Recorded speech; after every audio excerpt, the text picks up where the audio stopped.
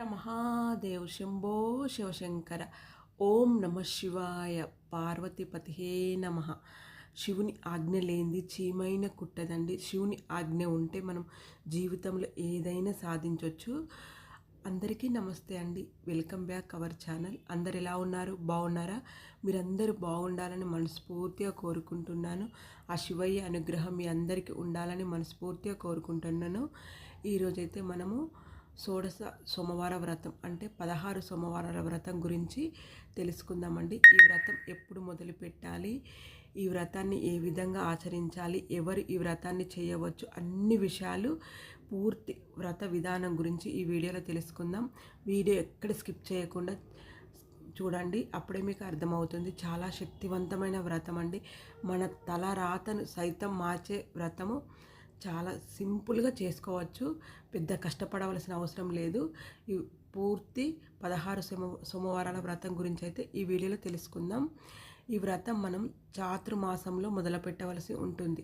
అంటే ఈ ఆషాఢ శుద్ధ పౌర్ణమి నుండి కార్తీక శుద్ధ పౌర్ణమి వరకు ఈ వ్రతాన్ని మనం ఆచరించవలసి ఉంటుంది. అంటే చాతుర్మాసంలో వచ్చే సోమవారాల నుండి కార్తీక మాసం పౌర్ణానికి వచ్చే సోమవారాలు అంటే 16 సోమవారాలు ఈ వ్రతాన్ని మనం ఆచరించాల్సి ఉంటుంది. ఈ ఆషాఢ శుద్ధ పౌర్ణమి నుండి కార్తీక శుద్ధ పౌర్ణమి వరకు 4 నెలలు దీన్ని చాతుర్మాసం అంటారు. ఈ చాతుర్మాసంలో ఈ వ్రతమును ఆచరించవలసి ఉంటుంది. ఇప్పుడు మనకు పౌర్ణమి వస్తుంది కదా ఆషాఢ మాసంలో. ఈ పౌర్ణమి తర్వాత వచ్చే సోమవారం అంటే 14వ తారీఖు నుండి ఎవరైనా మొదలు పెట్టాలంటే మొదలు పెట్టుకోవచ్చు. ఈ వ్రతాన్ని 4 నెలలు చేయవలసి ఉంటుంది. అంటే 16 సోమవారాలు చేయాల్సి ఉంటుంది. ఈ వ్రతం చేసే రోజు అంటే మనం వ్రతము మొదలుపెట్టే రోజు సూర్యోదయానికంటే ముందే నిద్ర లేచి, ఇక్కడ ఒకటి ముఖ్యమైనది ఏంటంటే మనకు పుట్టమన్ను కావాల్సి ఉంటుందండి. ఈ వ్రతానికి పుట్టమన్ను ఒకటి తీసుకొచ్చుకోవాలి. ఇది పూజ స్టోర్లో కూడా ఇప్పుడు మనకైతే దొరుకుతుంది.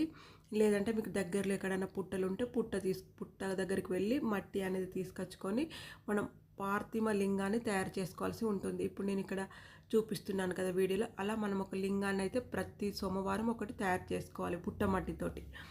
ఇంకా పుట్టమట్టి దొరకలేదు అనుకున్నప్పుడు మన ఇంట్లో శివలింగం ఉంటే శివలింగానికి పూజ అనేది చేసుకోవచ్చు. కానీ ఖచ్చితంగా మనం పుట్టమన్నితోటే పార్థిమ లింగాన్ని అయితే తయారు చేసుకోవాల్సి ఉంటుంది. ఇంకా మనం ఇది ఆషాఢ శుద్ధ పౌర్ణమి ఈరోజు మొదలు పెట్టుకుంటాం కదా, అంటే పౌర్ణానికి ముందు వచ్చే సోమవారం కానీ పౌర్ణమి తర్వాత కానీ ఈ ఆషాఢ మాసంలో ఒక సోమవారం రోజు ఎవరైనా చేయాలనుకునేవారు సూర్యోదయానికంటే ముందే నిద్ర లేచి ఇంటిని శుభ్రం చేసుకొని ఇంకా పుట్టమన్ను తీసుకొచ్చుకొని ఇలా శివలింగం అయితే తయారు చేసుకోవాలి. అయితే ఈ వ్రతం చేసే రోజు ఉప్పు కారము తినకూడదని చెప్తారు. అద్దం కూడా చూసుకోవద్దని చెప్తారు. తల దువ్వుకోవద్దని చెప్పుకుంటారు. షాంపూలు కానీ సోపులు కానీ వాడొద్దు అని చెప్తారు. కానీ ఉద్యోగరీత్యా బయటికి వెళ్ళేవారు ఇవన్నీ వర్తించవండి. వారు అద్దం చూసుకోవడము, తల దువ్వుకోవడం అలాంటివి చేసుకోవచ్చు. కానీ ఒంటికి సోపు పెట్టుకోవడము, తలకు షాంపూలు అలాంటివి పెట్టుకోకూడదు. ఉప్పు కారం అయితే తినకూడదు.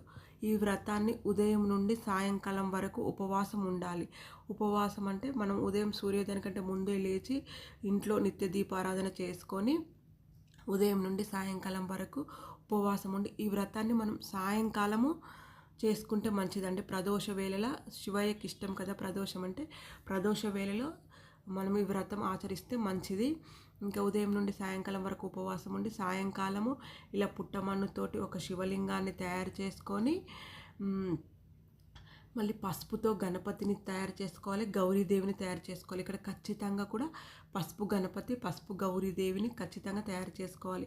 మన ఇంట్లో గణపతి విగ్రహం కానీ ఫోటో కానీ ఉన్నా కూడా మనమైతే పసుపుతోటి గణపతిని గౌరీదేవిని తయారు చేసుకొని పెట్టుకోవాలి. పుట్టమట్టుతో ఒక శివలింగాన్ని తయారు చేసుకొని సాయంకాలం ఒక పీఠం వేసుకొని సాయంకాలం మళ్ళీ స్నానం చేసి ఈ పూజ మీరు పూజా మందిరంలో ప్లేస్ ఉంటే పూజా మందిరంలో చేసుకోవచ్చు, సపరేట్ పీఠం పెట్టుకొని అయినా చేసుకోవచ్చు. సాయంకాలం ఒక పీఠం వేసి పీఠం పైన ఒక వస్త్రాన్ని వేసి వస్త్రం పైన శివపార్వతుల ఫోటో ఉంటే ఫోటో పెట్టుకోండి. ఫోటో లేదనుకోండి విగ్రహం ఉన్న విగ్రహం పెట్టుకోండి. కానీ ఖచ్చితంగా శివపార్వతుల ఫోటో అనేది పెట్టుకోవాలి. పెట్టుకొని మనము శివలింగాన్ని తయారు చేసుకున్నాం కదా, శివలింగాన్ని పెట్టుకోవాలి.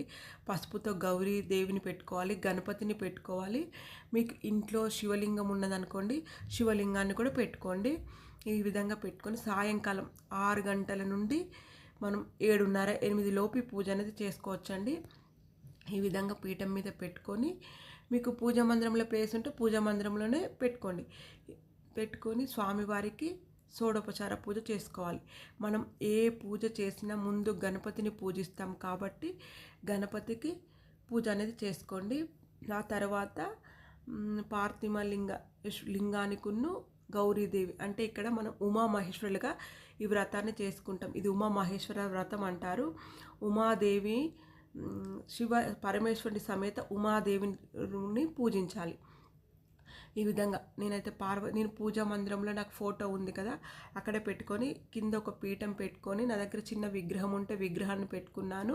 ఇంకా నా దగ్గర స్ఫటిక లింగం ఉంది, ఆ లింగాన్ని కూడా అలానే పూజా మందిరంలో పెట్టుకున్నాను. పసుపుతో గణపతిని చేశాను, గౌరీదేవిని చేసుకున్నాను, విగ్రహాన్ని పెట్టుకున్నాను. పార్వతి పరమేశ్వరుల విగ్రహం ఉంది, విగ్రహాన్ని పెట్టుకున్నాను. పుట్టమన్నుతో నేను శివలింగాన్ని తయారు చేసుకున్నాను. మనకి ఇక్కడ 16 సోమవారాల వ్రత బుక్ అనేది దొరుకుతుందండి. ఆ బుక్లో మొత్తం రాసి ఉంటుంది, A to Z ఉంటుంది. ఆ బుక్ను ఒకటి చూసుకుంటే మనం కూడా పూజ చేసుకోవచ్చు. లేదంటే మాకు చదవడం రాదు, ఇదంతా కాదు అనుకుంటే మనకి ఇప్పుడు యూట్యూబ్లో చాలామంది గురువులు ఈ వ్రత విధానము, ఈ వ్రతం ఏ విధంగా చేసుకోవాలనేది డెమోలు పెట్టారు. అది చూసి మీరు కూడా ఆ ఫోన్లో వ్రతాన్ని ఆన్ చేసేసుకొని మీరు చక్కగా పూజ అనేది చేసుకోవచ్చండి. వారు ఎక్కువ నండూరి శ్రీనివాస్ గురువులు అయితే ఈ వ్రతం పూర్తి విధానం పెట్టారు. ఆ ఫోన్లో ఆ వ్రతాన్ని ఆన్ చేసేసుకొని మీరు పూజ అనేది చేసేసుకోవచ్చు. ముందు మనం ఏ పూజ చేసినా వినాయకునికి చేయాలి కాబట్టి ఇంకా వినాయకునికి పూజ అనేది చేసుకొని మనం ముందు సంకల్పం తీసుకోవాలి. 16 సోమవారాలు ఈ వ్రతం చేయవలసి ఉంటుందండి. అంటే ప్రతి సోమవారం ఒక శివలింగాన్ని తయారు చేసుకోవాలి. పుట్టమన్నితో ప్రతి సోమవారం పుట్టమన్నితో శివలింగాన్ని తయారు చేసుకొని స్వామివారికి షోడోపచార పూజ అనేది చేయవలసి ఉంటుంది. 16 వారాలు 16 శివలింగాలను తయారు చేసుకోవాలి. 16 లింగాలను 17వ వారము మనం ఉద్యాపన అనేది చెప్పవలసి ఉంటుంది. అంటే ప్రతి వారం ఒక శివలింగాన్ని తయారు చేసుకొని పూజ చేసుకోవాల్సి ఉంటుంది. ఈ విధంగా మనం 16 వారాలు చేసిన తర్వాత 17వ వారం మనం ఉద్వాసన అనేది చెప్పాలి. అయితే ఈ వ్రతం మొదలు పెట్టుకున్నాక మనకు 2వ వారం ఆటంకం రాకుండా చూసుకోవాలి. అలా వచ్చినప్పుడు ఈ మాసంలో ఎప్పుడైనా మొదలు పెట్టుకోవచ్చండి. ఆషాఢ మాసంలో ఎప్పుడైనా మొదలు పెట్టుకోవాలి. ఒకవేళ ఆషాఢ మాసంలో మీకు కుదరలేదనుకోండి, శ్రావణ మాసంలో కూడా ఈ వ్రతాన్ని మొదలు పెట్టవచ్చు. కానీ ఎప్పుడు మొదలుపెట్టినా 2వ వారం ఆటంకం రాకుండా చూసుకోవాలి.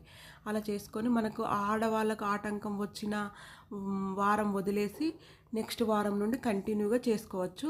కానీ మొదలుపెట్టిన 2వ వారం అయితే దితి విఘ్నం అనేది రాకుండా చూసుకోవాలి. ఈ విధంగా ఈ వ్రతాన్ని మొదలుపెట్టుకొని ముందు గణపతికి పూజ చేసుకొని మనం సంకల్పం తీసుకోవాలి. శివయ్య దగ్గర నేను 16 వారాలు నేను ఈ వ్రతం చేయాలనుకుంటున్న స్వామి అని మనము సంకల్పం తీసుకొని గణపతిని చక్కగా పూజించుకొని ఆ తర్వాత మనము పార్థిమ లింగంని పూజించాలి. ఉమామహేశ్వరులుగా ఈ వ్రతము ఆచరించవలసి ఉంటుంది. ఈ వ్రతం ఎవరైనా చేయొచ్చండి. పెళ్ళైన వారు, పెళ్ళి కాని వారు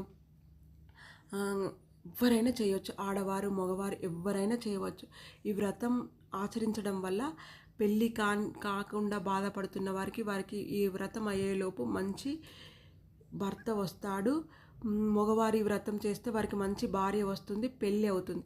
విడిపోయిన భార్య భర్తలు కూడా ఈ వ్రతం చేయడం వల్ల కలుస్తారండి. అలా కలిసిన వాళ్ళు చాలామంది ఉన్నారు.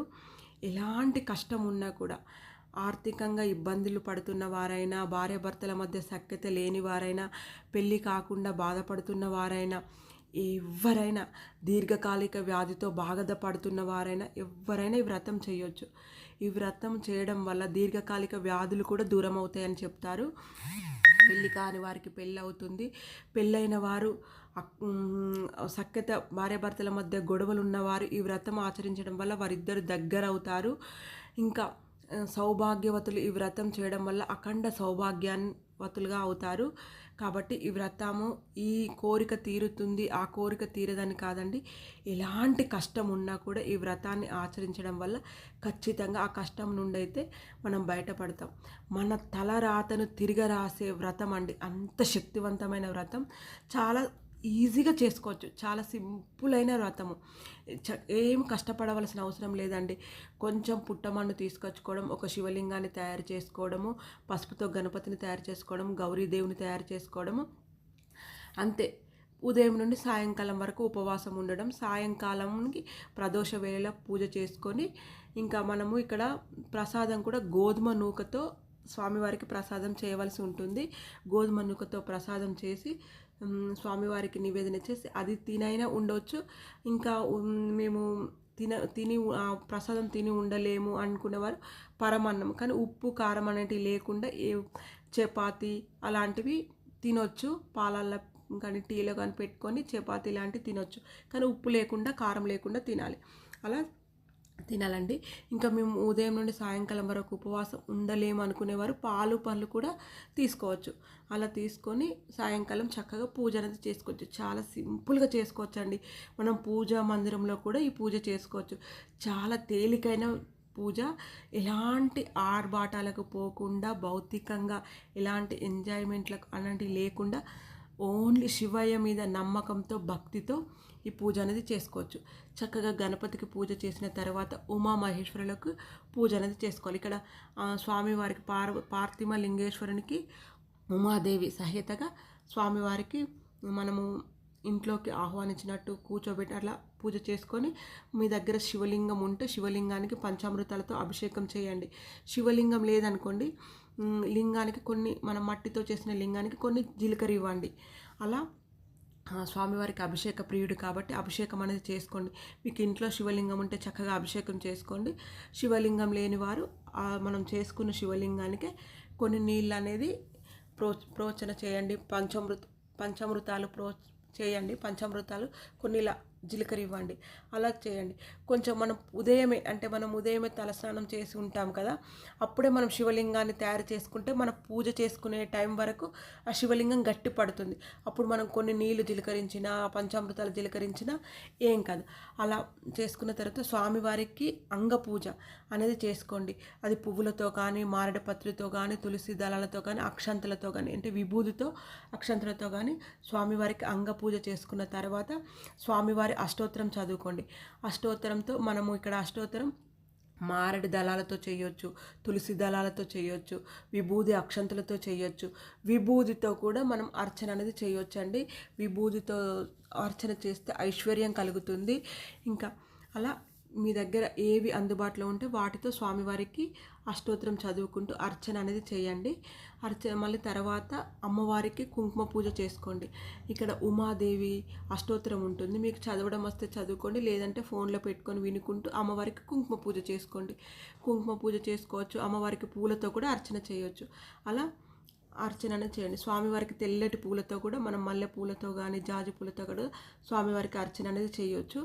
ఇలా అమ్మవారికి కుంకుమ పూజ చేసుకోండి. స్వామివారికి మారేడు దళాలు మీ దగ్గర ఏ ఉంటే వాటితో అర్చన అనేది చేసుకోండి. ఇంకా మనం ఇక్కడ గోధుమ నూకతో ప్రసాదం ఖచ్చితంగా వండాలండి. గోధుమ రవ్వ ఉంటుంది కదా, గోధుమ రవ్వ, నెయ్యి, పాలు, బెల్లము కలిపి స్వామివారికి నైవేద్యం చేసి ఆ నైవేద్యాన్ని స్వామివారికి సమర్పించి 3 భాగాలుగా చేయాలి. ఒక భాగం గోవులకు, అంటే ఏదైనా పక్షికి, అంటే గోవులకు, కుక్కలకు కూడా పెట్టొచ్చు. గోవుకు కానీ కుక్కకు కానీ ఒక భాగం పెట్టాలి. ఒక భాగం భక్తులకు, మనకి ఇరుగు పొరుగు వారికి కానీ ఎవరికైనా ప్రసాదంగా పంచిపెట్టాలి. ఒక భాగం వ్రతం చేసిన వారు తినచ్చు. ఇలా 3 భాగాలుగా చేసి ఒక భాగము గోవుకు పెట్టండి, ఒక భాగం ఇరుగు పొరుగు వారికి ప్రసాదం పెట్టండి, ఒక భాగం మీరే తినండి. ఇలా మనం ప్రసాదాన్ని పంచిపెట్టి స్వామివారికి హారతి కర్పూరంతో హారతి ఇచ్చి ధూపదీప నైవేద్యాలు స్వామివారికి సమర్పించి, ఇంకా స్వామివారికి మంత్రపుష్పం చెప్పుకొని స్వామివారికి 3 ప్రదక్షిణలు చేసి అక్షంతలు వేసి ఇంకా ఈ రోజుకైతే ఈ వ్రతము కంప్లీట్ అయినట్టండి. ధూప నైవేద్యాలన్నీ సమర్పించిన తర్వాత ఇక్కడ ముఖ్యంగా స్వామివారికి 8 అర్ఘ్యాలు ఇవ్వవలసి ఉంటుంది. మనకు వీడియోలో ఉంటుందండి, బుక్లో కూడా ఉంటుంది. 8 అర్ఘ్యాలు. కొన్ని అక్షంతలు, పసుపు అక్షంతలు తీసుకొని కొన్ని 4 అక్షంతలు తీసుకొని ఇలా మనము ఎడమ చేయితో స్పూన్తో నీళ్ళు పోసుకుంటూ అక్షంతలను అలా వదులుకోవాలి. 8 అర్ఘ్యాలు స్వామివారికి, పార్వతీదేవికి, గణేశునికి, సుబ్రహ్మణ్య స్వామికి, షండీశ్వరుడికి ఇలా 8 అర్ఘ్యాలు ఇవ్వవలసి ఉంటుంది. 8 అర్ఘ్యాలు ఇచ్చిన తర్వాత ఇంకా మనము కొన్ని అక్షంతలు చేతిలో తీసుకొని కథ అనేది వినాల్సి ఉంటుంది. కథ కూడా చాలా బాగుంటుందండి. అక్షంతలు చేతిలో పట్టుకొని మీరు కథ చదవడం వస్తే కథ చదువుకోండి, లేదంటే ఫోన్లో పెట్టుకొని కథ కూడా చాలామంది పెట్టారు. మీరు ఫోన్లో పెట్టుకొని అక్షంతలు చేతిలో పట్టుకొని కథ పూర్తిగా వినండి. కథ విని కథ పూర్తయిన తర్వాత అక్షంతలు స్వామివారి వద్ద కొన్ని ఉంచి కొన్ని మన తలపైన వేసుకోండి. ఎవరైతే వ్రతం ఆచరిస్తారో వారి తలపైన వేసుకోండి. ఇలా ప్రతి సోమవారం చేసుకోవాలండి. కథ చదివిన తర్వాత ఈ వ్రతము పూర్తయినట్టు అంతే. అంటే ఫస్ట్ సోమవారం రోజు కథ చదువుకున్న తర్వాత ఈరోజు వ్రతం అనేది పూర్తయినట్టు. నెక్స్ట్ డే మార్నింగ్ శివలింగాన్ని అలా వదిలేయండి. ఇంకా దీనికి ఈరోజు ఏం లేదండి. మీరు కుదిరితే పూజ చేసుకుంటే చేసుకోండి. ఇంకా ఈ రాత్రికైతే అంటే సోమవారం రాత్రికైతే కథ అనేది చదువుకున్న తర్వాత ఈ వ్రతము కంప్లీట్ అయినట్టు. ఆ తర్వాత మీరైతే బ్రహ్మచర్యం పాటించాలి. ఈ వ్రతం ఆచరించే రోజు నాన్ వెజ్ తినకూడదు, ఇంట్లో వండకూడదు. ఇలా ఈ నియమాలు పాటించైతే ఈ సోమవారం వ్రతం అనేది చేసుకోవాలి. కానీ ఈ వ్రతం చాలా శక్తివంతమైన వ్రతం అండి. మనకి ఈ కోరిక తీరుతుంది, ఈ కోరిక తీరదు అనేది కాదు. మనము జీవితంలో ఎలాంటి కష్టాలతో బాధపడుతున్నా కానీ ఒకవేళ సుఖంగా ఉన్న వాళ్ళు కూడా ఈ వ్రతం ఆచరించడం వల్ల చాలా చక్కటైన ఫలితాలు దొరుకుతాయి.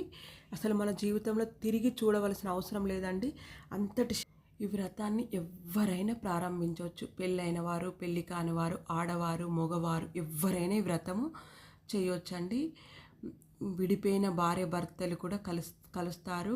భార్య భర్తల మధ్య సఖ్యత ఏర్పడుతుంది, ఐశ్వర్యం అనేది కలుగుతుంది. ఆర్థికంగా ఇబ్బందులు పడుతున్న వారు ఆర్థిక ఇబ్బందులు పోతాయి. దీర్ఘకాలిక వ్యాధితో బాధపడుతున్నారు, దీర్ఘకాలిక వ్యాధులు కూడా నయమవుతాయి. చాలా శక్తివంతమైన వ్రతము ఈ వ్రతము. మనం ఇప్పుడు ఆషాఢ మాస పౌర్ణమి అంటే 10వ తేదీన మనకు పౌర్ణమి ఉంది కదా. పౌర్ణమి తర్వాత మనకు 14వ తేదీన సోమవారం వస్తుంది. ఈ సోమవారం రోజు ఈ వ్రతాన్ని ప్రారంభించుకోండి. 2వ వారము ఆటంకం లేకుండా చూసుకొని ఈ వ్రతాన్ని అనేది మొదలు పెట్టుకోండి. ఈ ఆషాఢ మాస శుద్ధ పౌర్ణమి నుండి కార్తీక మాస శుద్ధ పౌర్ణమి వరకు ఈ 4 నెలలు చాతుర్మాసం అంటారు. ఈ 4 నెలలు ఈ 16 సోమవారాల వ్రతాన్ని ఆచరించి 16 వారాలు ఈ వ్రతాన్ని చేసుకున్న తర్వాత 17వ వారం 17 శివలింగాలను పెట్టుకొని ఉద్వాసన అనేది చెప్పుకొని ఏదైనా నదిలో ఈ శివలింగాలను వదిలేయవలసి ఉంటుంది. అది నెక్స్ట్ వీడియోలో ఉద్యాపన ఎలా చెప్పాలి అనేది నేను తర్వాత వీడియోలో చెప్తాను. ఈ వ్రతం అయితే ఎవరైనా మొదలు పెట్టుకోవచ్చు అండి. చాలా శక్తివంతమైన వ్రతము, చాలా మహిమగల వ్రతము. ఎవరైనా ఈ వ్రతాన్ని ఆచరించవచ్చు. సాక్షాత్ పార్వతీదేవే ఈ వ్రతాన్ని ఆచరించి శివయ్యను పొందింది. అంతటి వ్రతం అండి. ఈ వ్రతాన్ని మనం ఆచరించడం వల్ల మన జీవితంలో అసలు తిరుగు అనేది ఉండదు. ఈ రోజుకైతే వీడియో ఇంతే. Thank you for watching.